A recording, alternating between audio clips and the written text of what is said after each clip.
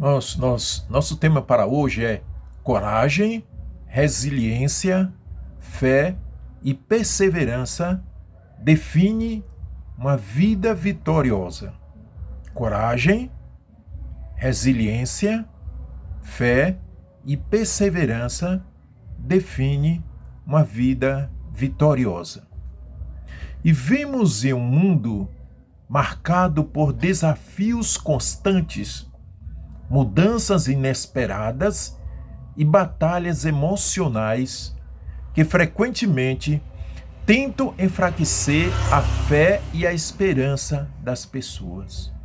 Nesse cenário, coragem, resiliência, fé e esperança tornam-se qualidades indispensáveis para quem deseja viver uma vida vitoriosa diante de Deus.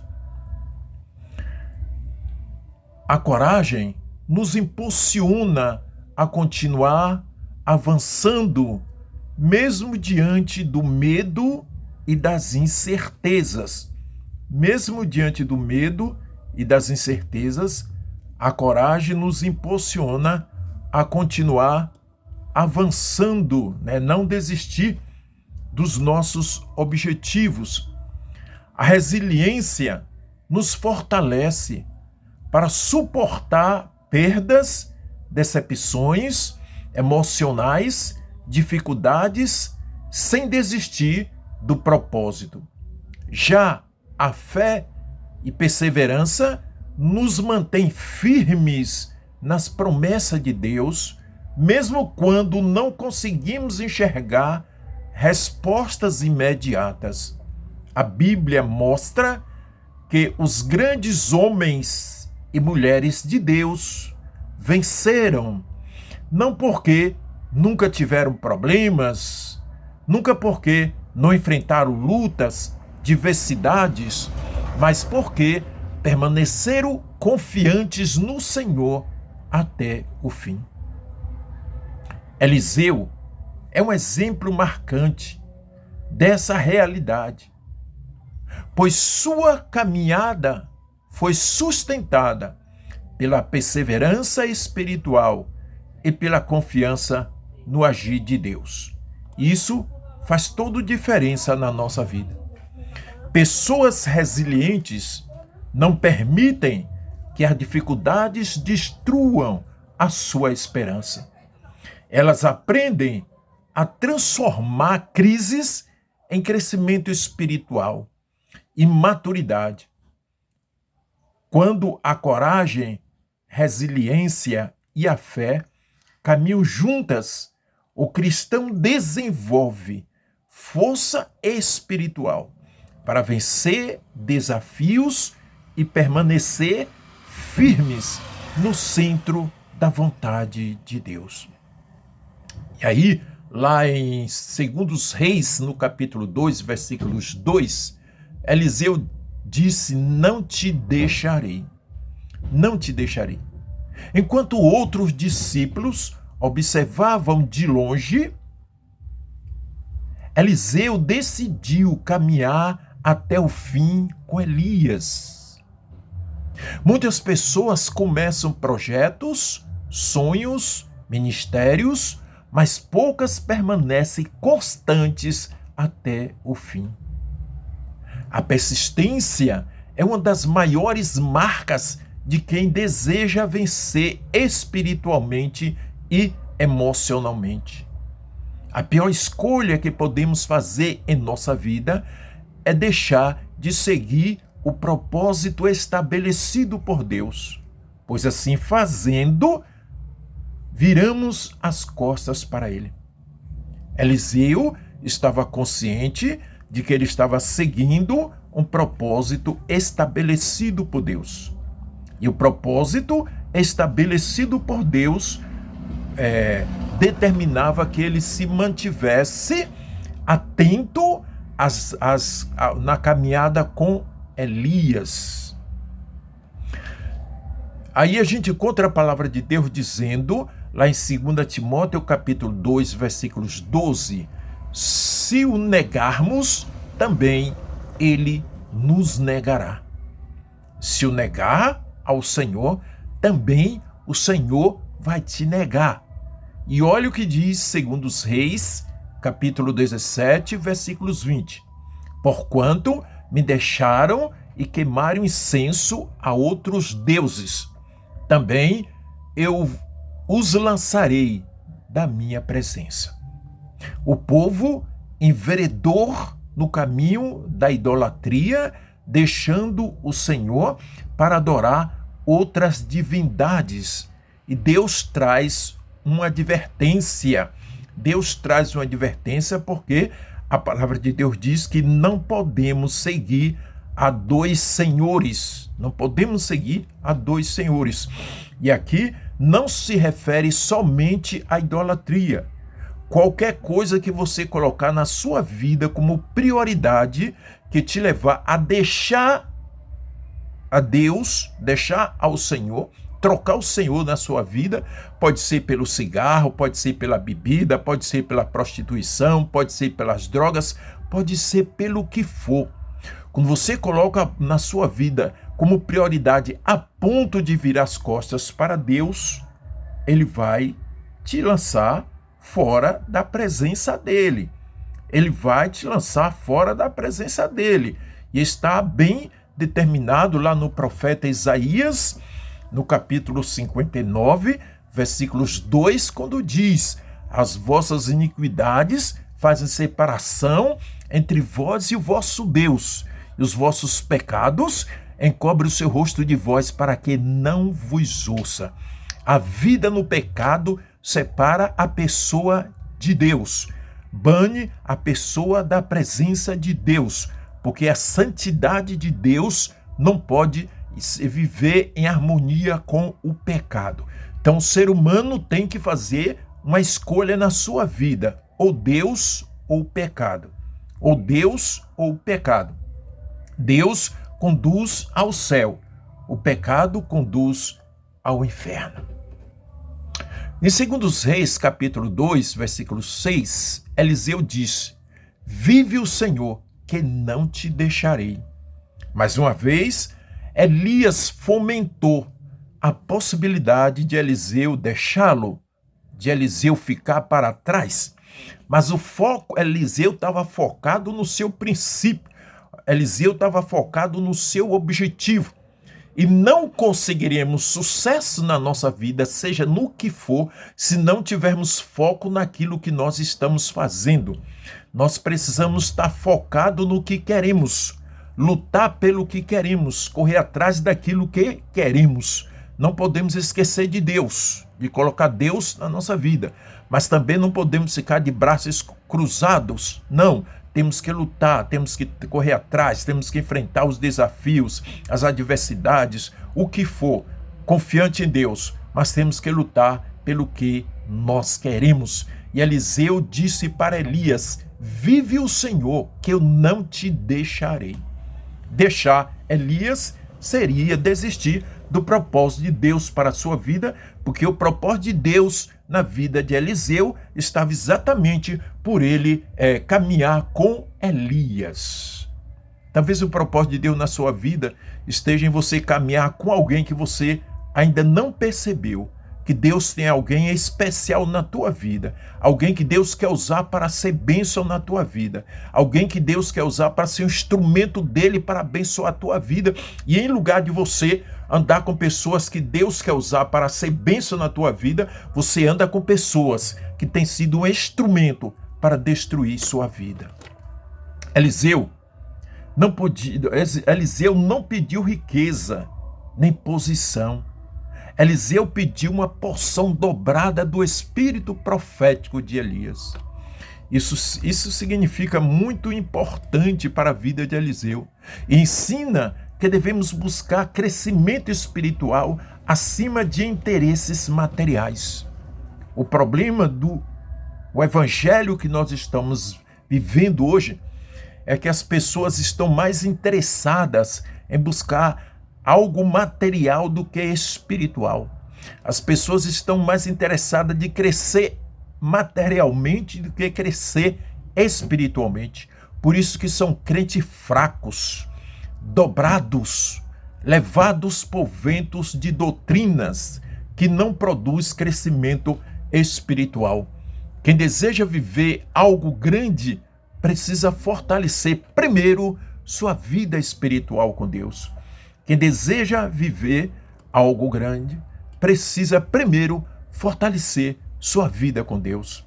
Quando Eliseu recebeu o chamado de Deus, ele deixou seus bois, seu trabalho e sua antiga vida para seguir a Elias, demonstrando uma total entrega ao propósito de Deus. Essa atitude significa renúncia, obediência e disposição para viver uma nova direção espiritual.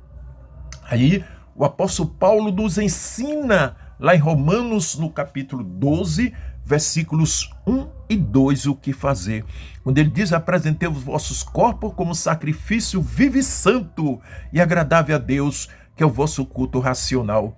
E não se conformeis com esse mundo, mas transformais com a vossa obediência, consciência, para que possa viver, para que possa saber qual a boa, perfeita e agradável vontade de Deus.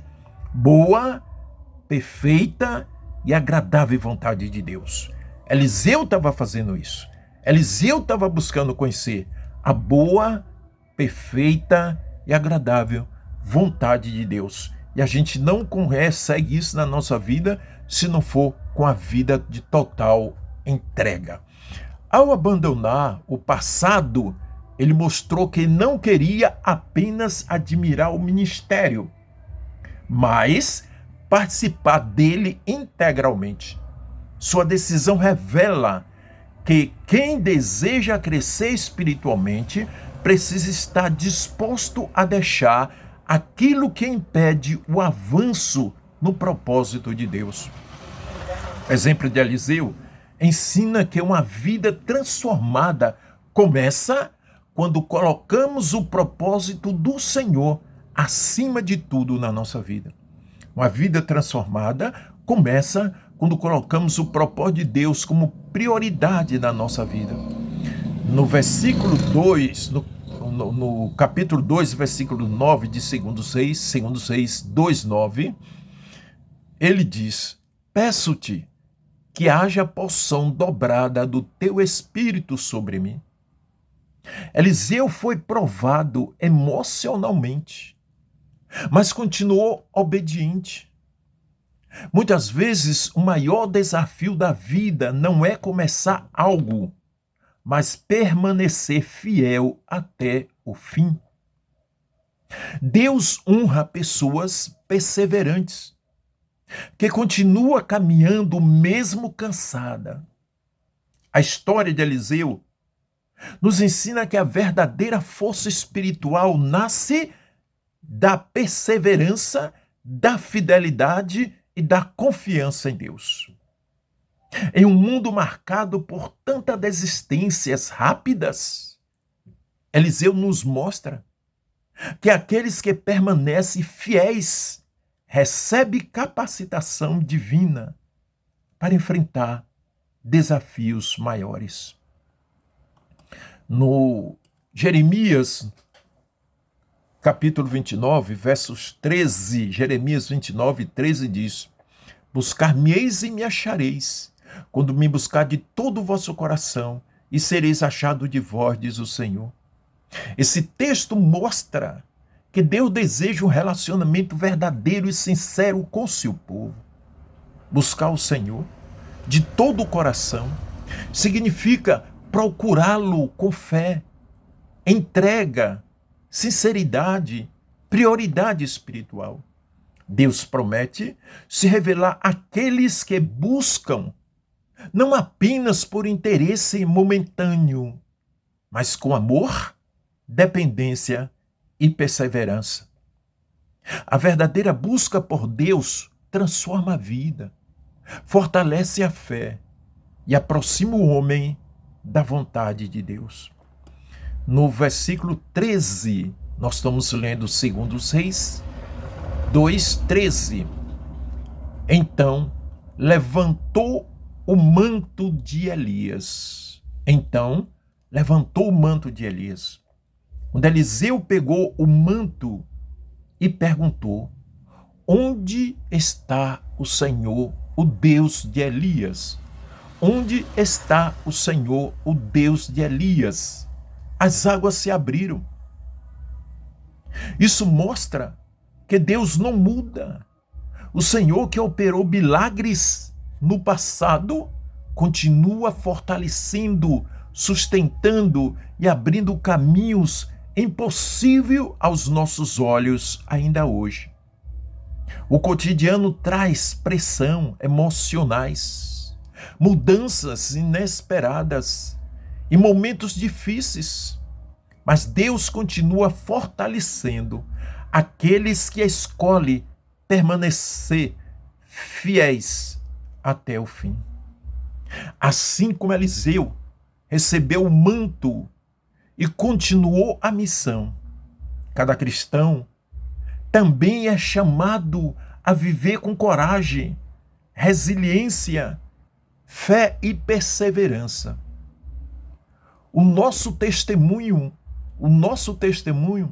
contribui para inspirar servos e servas de Deus a ter uma caminhada vitoriosa e evidenciar os milagres que o Deus de Elias e de Eliseu continua realizando. No verso 14 de 2 Reis 2, onde está o Senhor, o Deus de Elias? Onde está o Senhor, o Deus de Elias? O salmista Davi, no Salmos 42, verso 3, diz: as minhas lágrimas têm sido meu alimento de dia e de noite, enquanto me dize continuamente: onde está o teu Deus? Tem um hino no cantor cristão, uma estrofe de um hino no cantor cristão que diz assim: onde está o teu Deus? Onde está o teu Deus? O meu Deus está no céu e também no meu coração. O do mundo está morto, mas o meu ressuscitou. É preciso ter essa certeza de onde Deus está. Ele está no céu, Ele está no nosso coração, Ele está pronto a nos responder. Respondendo, abrindo o Jordão, como Ele fez com Eliseu, quando jogou a capa, lançou a capa sobre as águas. Respondendo com fogo, como Ele fez com Elias, quando estava enfrentando 450 profetas de Baal. Respondeu com chuva, quando Elias sobe ao Monte Carmelo e coloca sua cabeça entre os joelhos e vai orar para Deus mandar chuva. Responder com milagres, como Ele fez com Pedro, com João, e continua fazendo com todos que o buscam. O salmista estava passando por um tempo de angústia espiritual. As lágrimas mostram o sofrimento constante. Os inimigos zombavam da sua fé e perguntavam: onde está o teu Deus? Isso revela uma luta emocional, mas também um coração que ainda cria no Senhor que haveria momentos de vitória. Em quem pessoas irão questionar sua fé? E quantas pessoas não irão questionar sua fé? Nem sempre teremos respostas imediatas de Deus. Às vezes, situação difícil, problemas, lutas, adversidades, momentos angustiantes. Muitos poderão questionar a sua fé, perguntar: onde está o teu Deus? Perguntar o salmista. Quando Eliseu perguntou onde está o Deus de Elias, Deus respondeu imediatamente, abrindo as águas. Mas nem sempre a resposta de Deus para a nossa vida vai ser imediatamente, nem sempre vai ser no momento que nós queremos, porque Deus tem um tempo determinado para todas as coisas. Quando Elias está lá no monte, Elias mete a cabeça entre os seus joelhos e vai orar ao Senhor. E manda que o seu servo olhasse para a banda do mar. E o seu servo vai e volta, ele diz: o que tu viu? Não vi nada. Respondeu o servo. Elias disse: volta e vai. Isso se repetiu por 7 vezes. Na 7ª vez, o moço disse: eu vi no céu a nuvem do tamanho da mão do homem. O que representava uma nuvem no céu do tamanho da mão do homem, para um contexto que já havia 3 anos e 6 meses que não chovia. A resposta de Deus demorou. Demorou para chegar Elias, mas ela chegou. A resposta de Deus pode demorar para chegar na sua vida. Pode levar 1 ano, pode levar 7 anos, pode levar mais do que isso. Mas um dia ela vai chegar. Mesmo chorando, devemos permanecer confiante no Senhor. O silêncio de Deus não significa ausência de Deus. O silêncio de Deus para Elias, lá no monte, quando ele estava orando, não significou para ele ausência de Deus. Ao contrário, fortaleceu a sua fé, a sua confiança e a sua dependência. Que essa palavra hoje possa fortalecer a sua fé, a sua confiança e a sua dependência no Senhor. Que Ele, pois, grandemente te abençoe em Cristo Jesus.